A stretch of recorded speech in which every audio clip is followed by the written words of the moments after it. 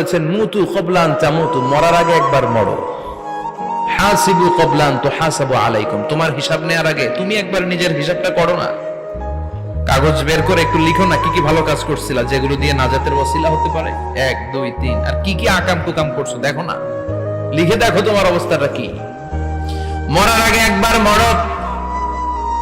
মরার আগে খাটের মধ্যে শুয়ে শটান করে চোখ বন্ধ করে একবার মরার ভান করে দেখেন কেমন লাগে। চোখটা বন্ধ করেন আর ভাবেন আপনি নাই, কি কি হতে পারে ভাবেন। আপনার ছেলে মেয়েরা কান্না জুড়ে দিবে, আপনার প্রাণের স্ত্রী বিলাপ শুরু করে দিবে, বন্ধু বান্ধবের চিৎকার আর মাতম, স্থানীয় এলাকার মসজিদে ঘোষণা, অমুক এলাকার নিবাসী অমুক ভাই অমুকের ছেলে অমুক দুনিয়ায় নাই। সব আত্মীয়রা চলে আসবে, ফেসবুকে স্ট্যাটাস দেয়া হবে, সবাই সবাইকে জানাবে বিকাল 4টায় অমুক হাই স্কুল ময়দানে আপনার জানাজা। ছুটে আসবে, সবাই ছুটে আসবে আপনাকে শেষ বিদায় দিতে, গুড বাই জানানোর জন্য, আল ওয়াদা, বিদায় জানাতে আসবে সবাই।